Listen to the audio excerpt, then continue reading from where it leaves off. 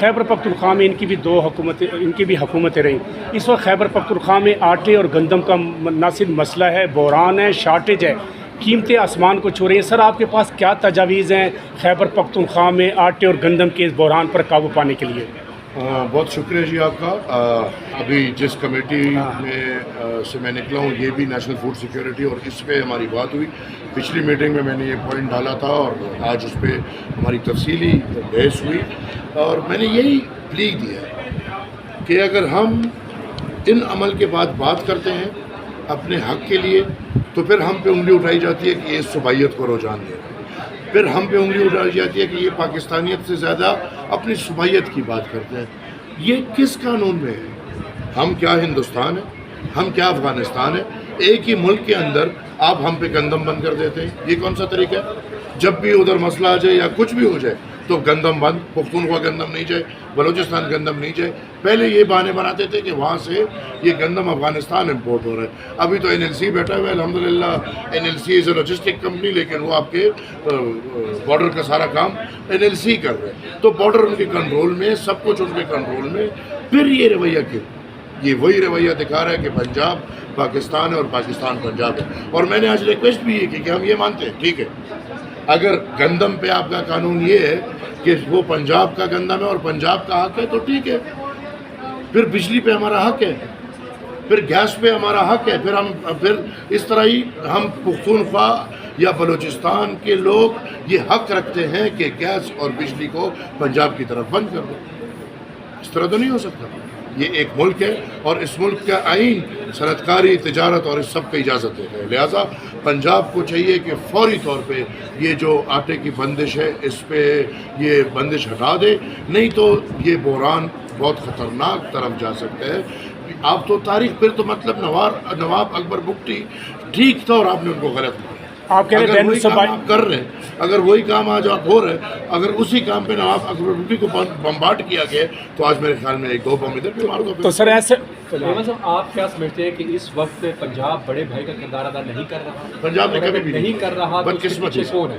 ایک ہی دیکھیں، یہ تو وہی 15% of the cream of Pakistan. اس میں پورا پنجاب بھی نہیں ہے. پنجاب بھی 80% رو رہا ہے، پنجاب بھی 90% رو رہا ہے. یہ تو پاکستان کا 15% ایلیٹ جو ایک پنجاب کے حصے سے ہے، اور وہ یہ سارا نظام چلا رہی ہے جو سن 47 سے لے کے 2025 تک یہی پیغام دے رہے ہیں کہ پاکستان کی ریڑھ کی ہڈی پنجاب ہے. یہی پیغام دے رہے ہیں کہ پختونخوا، بلوچستان، سندھ، کشمیر، گلگت بلتستان یہ مقبوضہ ہے، اصل پاکستان پنجاب. اور یہ صرف آج نہیں، یہ ہمیں 1947 سے لے کے 1973 کانسٹیٹیوشن میں اس کی ریفلیکشن ہے. پھر 18th امینڈمنٹ کو آج تک نہ ماننا یہ اس کی ریفلیکشن ہے، اور آج تک 18th امینڈمنٹ پہ حملہ کرنا، ادھر یہ جو SIFC بنانا، ادھر منرل والا چیز بنانا، یہ تمام وہ حملے ہیں جو پنجاب کر رہا ہے.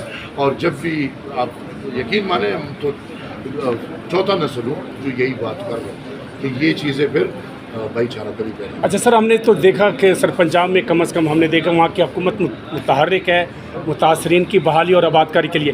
خیبر پختونخوا میں سر مجھے کوئی آبادکاری اور بحالی کے اقدامات نظر نہیں آ رہے. پنجاب کا یہ تو خوش آئند کام ہے کہ کم از کم اشک شوئی تو وہ کر رہا ہے، پرسان حال تو کر رہا ہے اپنے متاثرین کی. چنائی ہوئی ہے نا، یہ تو ہم مانیں گے نا. ایک ہی جگہ سے چنے گئے لوگ ہیں، لیکن ادھر ایک طرح ہے اور ادھر دوسری طرح ہے. تو پھر ادھر ہی تو مسئلہ ہے جہاں سے چنا جا رہا ہے. اگر کوئی مٹی کا بچہ جس طرح مریم نواز آپ کلیم کر رہے ہیں وہ کہے اس کا والد جاگ پنجابی جاگ تیرے پگ نو لگ گیا، یا تو اس طرح کے ایک پختون کو آپ بٹائیں، انشاءاللہ مریم نواز سے زیادہ خدمت ہوگی. ہمارے 5 سال کے دور آپ دیکھیں، امیر حیدر خان ہوتی نے جو خدمت کی ہے وہ ممکن ہی نہیں ہے. انہوں نے بائی ڈیفالٹ اور بائی ڈیزائن پختونخوا کے لیے ایسی ہی چننے جیسے پرویز نہیں، وہ زلفی والی سرکار کو کہہ رہے ہیں کہ آپ متاثرین کا کام نہ کریں.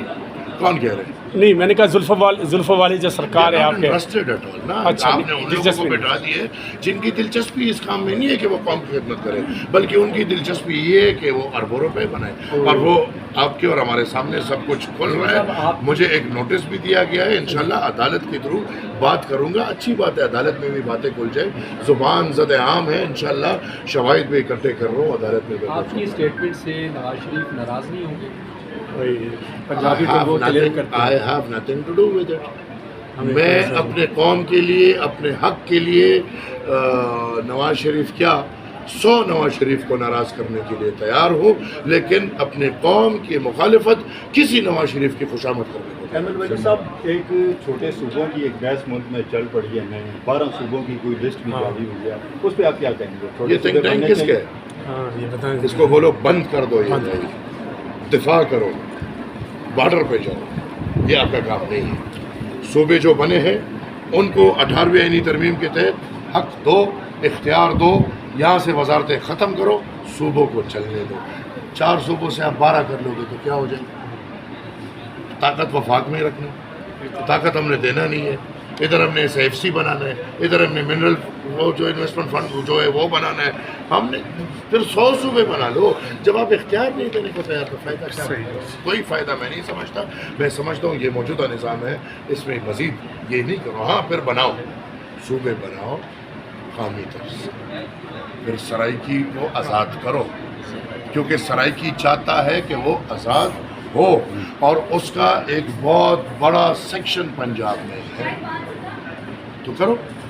یہ تو نہیں کہ اگر پنجاب میں کوئی آزادی کی بات کرے گا تو سب کو تقسیم کر دو، نہیں، ایسا نہیں ہو سکتا. ایک پختونوں کو ایک کرو. پاکستان میں پختون جو باجوڑ سے لے کے چمن تک ایک قوم ہے، ان کو ایک صوبہ بناؤ. پنجابی کو ایک صوبہ بناؤ، بلوچ کو ایک صوبہ بناؤ.